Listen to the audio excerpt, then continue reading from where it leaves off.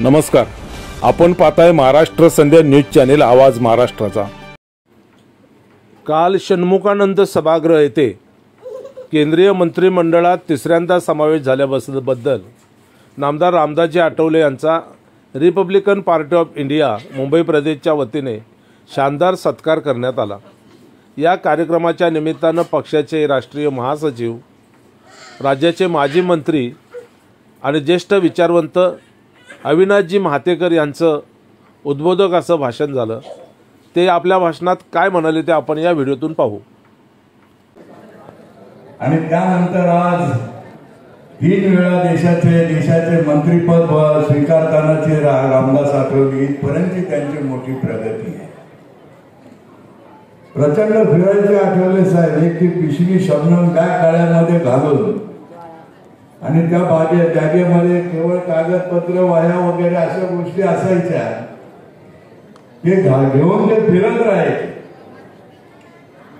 प्रकाश आंबेडकरांच्या नेतृत्वाखाली जेव्हा चळवळ उभी राहिली त्यावेळेला मी प्रकाश आंबेडकरांच्या बरोबर होतो, पण तेव्हा देखील आम्ही असंच बघितलं, बाबासाहेब आंबेडकरांचा नातू म्हणून त्यांना बघायला प्रचंड गर्दी व्हायची कुठल्याही वस्तीत।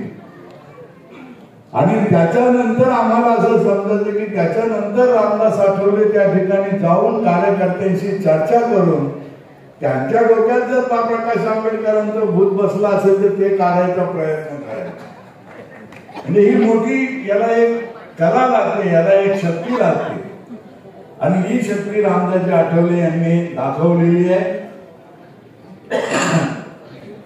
आंबेडकरी चळवळीमध्ये नेतृत्वाचं काम करणं हे काही सोपं काम नसतं।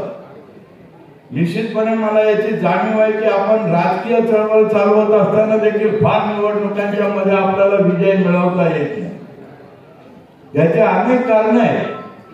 ज्या ठिकाणी आपण मित्र पक्षाकडून जागा घेतो त्या ठिकाणी कितीतरी दलित समाजाचीच मुलं उभी राहिलेली आपल्याला दिसतात।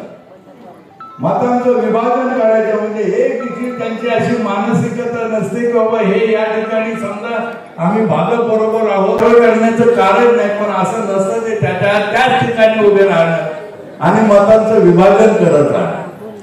हा जो सगळा प्रकार आहे, या प्रकारामध्ये आपल्याला निवडणुका जिंकता येणं अवघड पडतं, पण म्हणून आपण मित्र पक्षाशी युती करूच नाही हे देखील मला थोडस बरोबर वाटत नाही। महाराष्ट्रात काय जेवढ्या जागा आहे तेवढ्या सगळ्या आपल्याला लढता येतील, त्याला काय इथं बसलेले सगळेच लोक निवडणुकीला उभे करता येतील, त्याने साध्य काय होणार आहे? त्याने साध्य काही होणार नाहीये।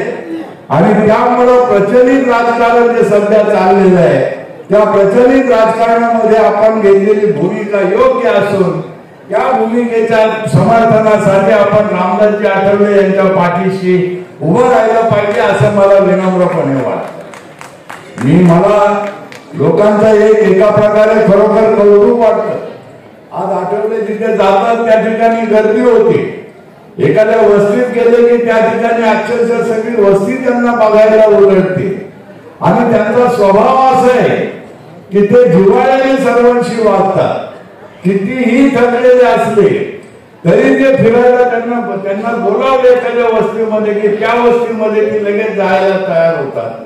वरच्या मोठमोठ्या बिल्डिंग आहेत त्या 4 मजल्यात चढून, त्यांना भले ते चालवत नसेल पण ते 4 मजल्यात चढून जातात। एवढी मेहनत घेणारा समाजाच्यासाठी म्हणून आणि त्यांचा समाजाला दिलासा देण्यासाठी म्हणून, आणि समाजाला खरोखरच याचा दिलासा मिळतो। मला अनेक लोक अशी माहिती आहे की जे आठवले साहेबांच्याकडे येतात, कामासाठी पत्र घेतात आणि घरी जाऊन झोपतात, त्याच्यानंतर कधीतरी आम्हाला येऊन पत्र दाखवतात, हे आम्हाला साहेबांनी पत्र दिले।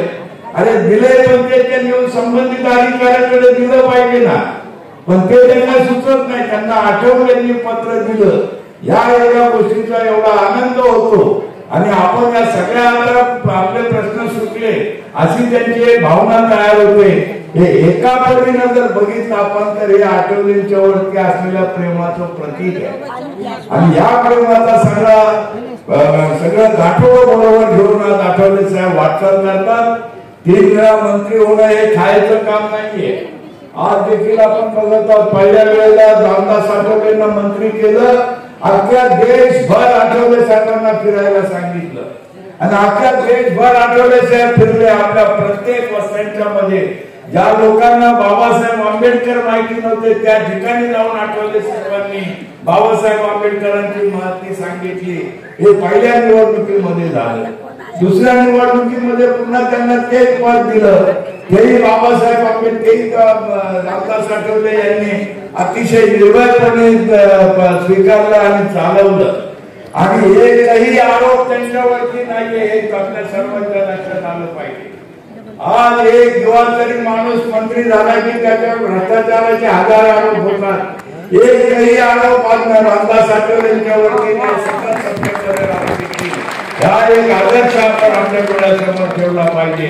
इतक्या ताकदीने रामदासजी आठवले यांनी आंबेडकरी चळवळ चालवलेली आहे.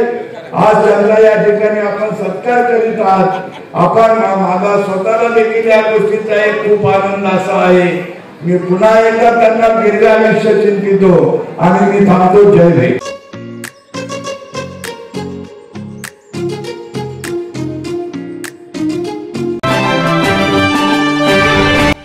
नमस्कार, आपण पाहताय महाराष्ट्र संध्या न्यूज चॅनेल आवाज महाराष्ट्राचा.